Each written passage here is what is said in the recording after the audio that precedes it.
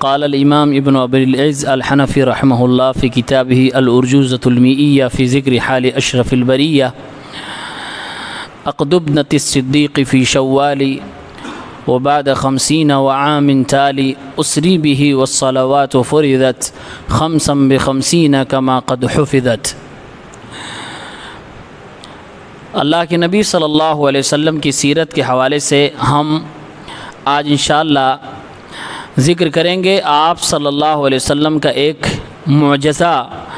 جسے ہم اسراء اور معراج کے نام سے جانتے ہیں۔ مکی زندگی میں آپ صلی اللہ علیہ وسلم پر کچھ بڑے بڑے وقت آئے جس میں آپ صلی اللہ علیہ وسلم بہت پریشان ہوئے، تکلیفیں آپ کو ہوئیں۔ انہی میں سے شعبہ ابی طالب تھا، یعنی 3 سال کے لیے جو مسلمانوں کو سوشل بائیکاٹ کیا گیا، یہ ایک بہت بڑا جھٹکا اور بہت بڑا درد تھا۔ پھر اس کے بعد آپ کے گھر میں آپ کے 2 چہیتے ابو طالب اور آپ کی بیوی خدیجۃ الکبریٰ کا انتقال ہو جانا، یہ بھی آپ کی زندگی کا ایک بہت بڑا سانحہ تھا۔ پھر اس کے بعد طائف جانا اور طائف کے لوگوں کا آپ کے ساتھ برا سلوک کرنا، یہ بھی آپ کی زندگی کا ایک بہت بڑا حادثہ تھا۔ بلکہ طائف کے حوالے سے حدیث میں آتا ہے کہ ہمارے نبی صلی اللہ علیہ وسلم حضرت عائشہ سے ایک بار پوچھتے ہیں، حضرت عائشہ نے پوچھا اللہ کے نبی صلی اللہ علیہ وسلم سے کہ اے اللہ کے نبی، آپ کی زندگی میں سب سے مشکل دن کون سا آیا؟ آپ صلی اللہ علیہ وسلم نے طائف میں اپنے ساتھ ہونے والے ناروا سلوک کا ذکر فرمایا کہ وہ میرے لیے بڑا مشکل دن تھا، اور حقیقت میں اندر سے بھی اور باہر سے بھی ہر اعتبار سے ان لوگوں نے آپ صلی اللہ علیہ وسلم کو توڑنے کی کوشش کی تھی، آپ کو مارا بھی تھا اور آپ کی دعوت کو قبول بھی نہیں کیا تھا، یعنی نفسیاتی اعتبار سے بھی آپ کو تکلیف دی اور جسمانی اعتبار سے بھی آپ کو تکلیف دی۔ تو اللہ رب العالمین نے ہمارے پیغمبر صلی اللہ علیہ وسلم کی حوصلہ افزائی کے لیے، آپ کی بلند ہمتی کے لیے کچھ جنوں کو ایمان کی توفیق دی۔ آپ کی قرأت سن کر کچھ جن ایمان لے آئے۔ اللہ تعالیٰ نے گویا کہ آپ کو یہ تسلی دی کہ اے نبی صلی اللہ علیہ وسلم، اگر یہ طائف کی بستی والے، یہ انسانوں کی جماعت آپ کی دعوت پہ لبیک نہیں کہتی ہے تو گھبرانے کی کوئی ضرورت نہیں ہے۔ یہ جن جو دراصل ابلیس کی اولاد ہے، یہ بھی اگر اللہ رب العالمین کی مرضی ہو تو ایمان لا سکتی ہے، قبول کر سکتی ہے، جیسا کہ کچھ جنہوں نے آپ کی قرأت سن کر ایمان قبول کیا ہے۔ تو کوئی نہ کوئی دن آئے گا، اگر ان کی تقدیر میں لکھا ہوگا، مقدر میں ہدایت ہوگی تو یہ بھی ایمان لائیں گے۔ اور آپ صلی اللہ علیہ وسلم نے کہا بھی تھا، بل ارجو اللہ ان یخرج اللہ من اصلابہم من یعبد اللہ وحدہ لا شریک لہ، مجھے امید ہے اللہ کی ذات سے کہ اللہ طائف والوں کی بستی سے ایسی نسل کو نکالے گا جو خالص اللہ رب العالمین کی عبادت گزار ہوگی، اور آگے چل کے ہوا بھی۔ اور ایسے ہی آپ صلی اللہ علیہ وسلم کی تسلی کے لیے اللہ تعالیٰ نے ایک معجزہ بھی رونما فرمایا۔ اس معجزے کا نام ہے اسراء اور معراج۔ یہ 2 لفظ سے معجزہ بنا ہے، ایک کا نام ہے اسراء۔ اسراء یہ عربی کا لفظ ہے، اس کو کہتے ہیں رات میں چلنے کو اسراء بولتے ہیں۔ اللہ کے نبی صلی اللہ علیہ وسلم مکہ سے بیت المقدس گئے، یہ راتوں رات سفر ہوا، اور براق پر سواری کر کے گئے، جبرائیل علیہ السلام ساتھ میں تھے۔ اس سفر کو یعنی مکہ سے لے کر بیت المقدس کے سفر کو اسراء کہا جاتا ہے۔ اور پھر بیت المقدس میں پہنچ کر آپ نے انبیاء کی امامت کرائی، وہاں سے پھر آسمانوں پر گئے، پہلے، دوسرے، تیسرے، چوتھے، پانچویں، چھٹے، ساتویں آسمان، یہاں تک کہ سدرۃ المنتہا تک گئے۔ تو وہاں سے بیت المقدس سے لے کر سدرۃ المنتہا کے سفر کو معراج کہا جاتا ہے۔ دونوں ناموں کا یہ معنی ہے۔ یہ جو واقعہ ہوا یہ ایک ہی رات کے اندر ہوا، ایک ہی رات میں یہ واقعہ ہونا انسانی طاقت اور سوچ کے باہر واقعہ تھا۔ اس لیے اس واقعے کے ذریعے سے گویا کہ لوگوں کو آزمایا بھی گیا۔ تو اس سے ہوا یہ کہ جو ایمان والا تھا اس کی ایمان میں اور مضبوطی آ گئی، اور جو کفر پر تھا اس کے کفر میں اور مضبوطی آ گئی۔ چنانچہ یہ واقعہ ہوا، آپ صلی اللہ علیہ وسلم آسمانوں پہ گئے، آپ نے نبیوں کو دیکھا، آپ کی اللہ تعالیٰ سے بات ہوئی، اتنے قریب گئے کہ آپ صلی اللہ علیہ وسلم نے فرمایا، حدیث میں آتا ہے کہ میں اتنا قریب گیا کہ جو تقدیر لکھنے والی قلم ہے اس کی آواز جو قلم کی ہے وہ بھی میں نے سنی، اتنا اونچائی تک آپ صلی اللہ علیہ وسلم گئے۔ لیکن ہمارے نبی صلی اللہ علیہ وسلم نے اللہ کو دیکھا اپنی آنکھوں سے کہ نہیں دیکھا، اس میں علماء کا اختلاف ہے۔ بہرحال اس میں جو راجح بات دلائل کی روح سے سمجھ میں آتی ہے وہ یہ کہ آپ صلی اللہ علیہ وسلم نے اپنی دنیا کی آنکھوں سے اللہ کو نہیں دیکھا، کیونکہ قرآن ہی میں اللہ نے فرمایا لا تدرکہ الابصار، یہ نگاہیں اس اللہ کا ادراک نہیں کر سکتی ہیں، اسے نہیں دیکھ سکتی ہیں۔ بہرحال اس میں علماء کا اختلاف ہے۔ بعض علماء نے کہا دل کی نگاہوں سے آپ نے دیکھا ہے، آنکھ کی نگاہوں سے نہیں دیکھا ہے۔ وہاں سے اللہ تعالیٰ جب واپس ہونے لگے اللہ کے نبی صلی اللہ علیہ وسلم تو اللہ تعالیٰ نے آپ کو تحفے میں نماز عطا فرمائی۔ نماز، شاعر نے اسی چیز کو کہا ہے کہ اسری بہی والصلوات فرضت، مجھے 51 سال 9 مہینے کی عمر میں معراج پہ بلایا گیا اور نماز فرض کی گئی میرے اوپر، خمسم بخمسین کما قد حفظت، نماز 50 وقت کی فرض ہوئی تھی لیکن وہ کم ہوتے ہوتے 5 تک پہنچی، تعداد میں کم تو ہو گئی لیکن ثواب میں وہ 50 آج بھی ہے۔ خمسم بخمسین کما قد حفظت، انسان دن و رات میں 5 وقت کی نمازیں پڑھتا ہے، ثواب اسے 50 وقت کی نمازوں کا ملتا ہے، کیونکہ شروع میں اللہ تعالیٰ نے آپ صلی اللہ علیہ وسلم پر 50 وقت کی نماز فرض کرنے کے لیے کہا تھا۔ یہاں تھوڑا سا اگر ہم غور کریں، اگر حقیقت میں 50 وقت کی نمازیں ہوتی اور اس میں کمی و تخفیف نہ ہوتی، آپ ذرا بتائیں 24 گھنٹے میں ہمارے پاس کتنا وقت بچتا جس کو ہم دنیا کے لیے صرف کرتے، اپنے بال بچوں کے لیے اپنی دنیاوی ضرورت کو پورا کرنے میں لگاتے، بڑا مشکل ہو جاتا ہے۔ اسی لیے اللہ تعالیٰ نے عبادات کو جو ہمارے اوپر فرض کیا اس میں بھی اللہ نے اپنا فضل رکھا ہے، اس میں بھی اللہ تعالیٰ نے ہم پر رحم فرمایا ہے، ہمارے اوپر رحم کیا کہ 50 سے 5 تک کر دیا اور ثواب پورا کر دیا ہے۔ تو یہ کہہ لیجئے معراج کا سب سے بڑا تحفہ تھا جو ہمارے نبی کو دیا گیا اور آپ نے امت تک پہنچایا ہے کہ انسان 5 وقت کی پڑھے اور 50 وقت کا اس کو ثواب ملے۔ آپ صلی اللہ علیہ وسلم معراج سے واپس آئے، راتوں رات اپنے گھر پہنچ گئے، صبح ہوئی تو آپ صلی اللہ علیہ وسلم نے دنیا کو بتانا شروع کیا، مکے والوں کو کہنا شروع کیا،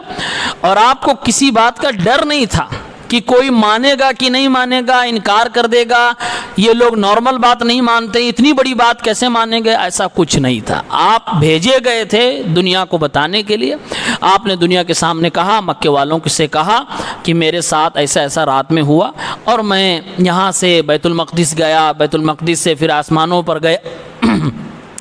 یہاں ایک چیز اور غور کرنے کی ہے جس میں آج لوگ مسلمان اختلاف میں ہیں، وہ یہ کہ کیا میرے نبی صلی اللہ علیہ وسلم کو معراج جو ہوئی تھی یہ صرف روح کا ہوا تھا یا بدن کا ہوا تھا، یعنی جسم کے ساتھ آپ گئے تھے یا پھر روح آپ کی صرف گئی تھی؟ تو بہت سارے لوگ یہ کہہ بیٹھے کہ آپ صلی اللہ علیہ وسلم کی صرف روح گئی تھی، جسم آپ کا نہیں گیا تھا۔ اگر روح صرف گئی تھی تو پھر یہ کوئی معجزہ نہیں ہوا، یعنی یہ کوئی بڑی بات نہیں ہوئی پھر، کیونکہ خواب میں بھی آدمی جنت کی سیر کر سکتا ہے، خواب میں انسان اللہ کو دیکھ سکتا ہے، یہ ثابت ہے اسلاف سے۔ تو اس میں کوئی معجزہ نہیں ہے، معجزہ اس وقت ہے جب بدن کے ساتھ اور روح کے ساتھ آپ کو آسمانوں پر بلایا گیا، اور یہ اللہ کی قدرت کے باہر نہیں تھا۔ جبرائیل علیہ السلام جس کے لیے گائیڈ بنے ہوں، رہبر بنے ہوں اور لے کر گئے ہوں آسمانوں تک، اس میں یہ آدمی اپنی کمزوری کی بنیاد پر کہتا کہ نہیں یہ ناممکن ہے کہ بدن کے ساتھ گئے ہوں، جبکہ قرآن کریم سورہ بنی اسرائیل 15واں پارہ شروعات ہی ہے، سبحان الذی اسرا بعبدہ لیلا من المسجد الحرام الی المسجد الاقصی، بڑی پاک ہے وہ ذات جس نے اپنے بندے کو رات میں مسجد حرام سے مسجد اقصی کا سفر کروایا۔ یہاں بندہ اللہ نے کہا ہے، اور بندے کا اطلاق اس پر ہوتا ہے جو زندہ بھی ہو اور اس کے اندر روح بھی ہو۔ یعنی علماء نے اس لفظ عبد سے استدلال کیا ہے کہ آپ صلی اللہ علیہ وسلم کو روح کے ساتھ، بدن کے ساتھ آسمانوں پر بلایا گیا تھا۔ تو جب آپ نے دنیا کے سامنے پیش کیا، اگر صرف خواب کی بات ہوتی تو وہ لوگ بھی مان لیتے، اگر صرف روح کی بات ہوتی تو سامنے والا بھی مان لیتے، انکار نہ کرتے، لیکن وہ جانتے تھے کہ یہ جو کہہ رہے ہیں یہ روح اور بدن کے ساتھ کہہ رہے ہیں، اس لیے ان لوگوں نے انکار کر دیا۔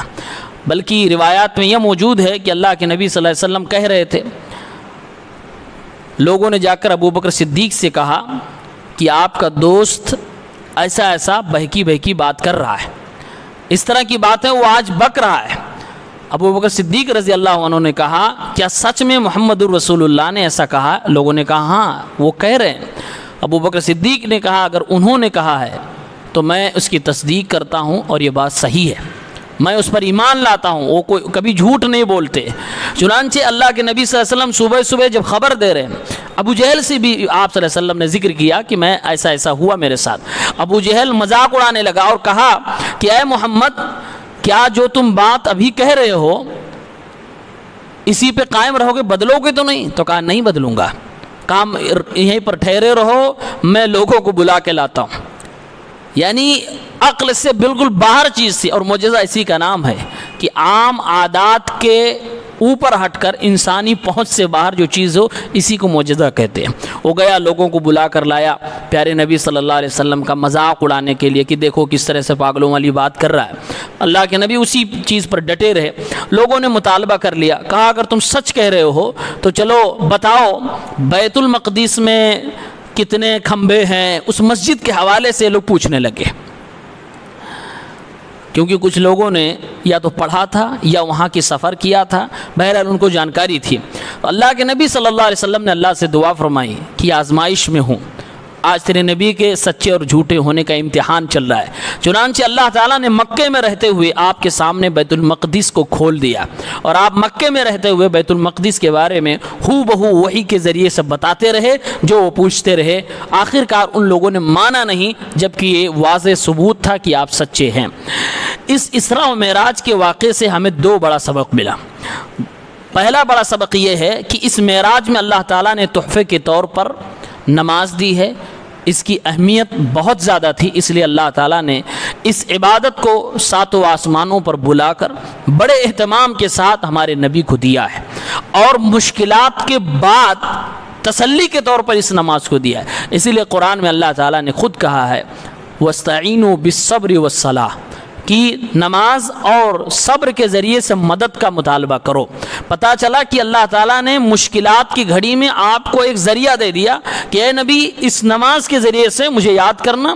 مجھے پکارنا، میری مدد طلب کرنا، تمہاری مدد کی جائے گی۔ اسی لیے ہمارے نبی صلی اللہ علیہ وسلم غزوہ بدر میں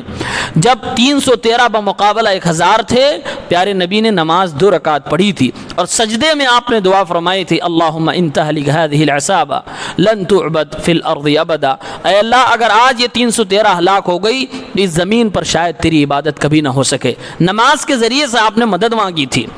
اس لیے نماز ایک بہت بڑا وسیلہ ہے اللہ سے مدد مانگنے کا، اور یہ معراج میں آپ کو بطور تحفہ دیا گیا اور مصیبتوں سے نکلنے کا ایک بہت بڑا ذریعہ۔ دوسرا سبق یہ ملا ہے کہ ہمارے نبی صلی اللہ علیہ وسلم کی حوالے سے جو بھی بات آئے من و عن ہمیں اس پر آمنا و صدقنا کرنا ہے۔ محمد الرسول اللہ کا جو کلمہ ہم پڑھتے ہیں کہ محمد اللہ کے رسول ہیں، اس کا معنی علماء نے بتلایا ہے تصدیقہ فیما اخبر، آپ جو خبر دیں اس پر آپ کی تصدیق کی جائے، وطاعتہ فیما امر، اور جو آپ حکم دیں اس میں آپ کی اطاعت کی جائے، واجتناب ما نہى عنہ وزجر، جس سے آپ روک دیں، منع کر دیں، ڈانٹ دیں، اس سے بچا جائے۔ یہ ہے آپ کے کلمے کے پڑھنے کا مقصد۔ اب اگر کوئی صرف کلمہ پڑھے اور آپ صلی اللہ علیہ وسلم کی بات کوئی آ جائے جو غیب سے متعلق ہو، جو معجزات سے متعلق ہو، پھر وہاں وہ ماننے سے انکار کر دے کہ بھائی ہمارے عقل میں نہیں آتی، ہم ایسے کیسے مان لیں، تو گویا کہ اس کو کلمہ پڑھنے کا مطلب نہیں معلوم، یا پھر کلمہ پڑھ کر جان بوجھ کر وہ اپنے دماغ سے، اپنے عقل سے، اپنی ہوا پرستی سے اسلام پر چلنا چاہتا ہے، کلمے کے پورے تقاضے کو پورا نہیں کر رہا ہے۔ اسی طریقے سے جو عمل میں کوتاہی کرتا ہے وہ بھی گویا کہ کلمے کے تقاضے کو پورا نہیں کرتا، یا پھر جو حرام کاموں میں ملوث ہے گویا کہ وہ بھی محمد الرسول اللہ کے معنی کو صحیح طریقے سے نہیں سمجھ رہا ہے۔ اللہ تعالی ہم سب لوگوں کو ان تمام چیزوں پر عمل کرنے کی توفیق دے، ہمارے عقائد محمد الرسول اللہ کے حوالے سے پختہ فرما دے، ہم ان کے بلا چون چرا سبق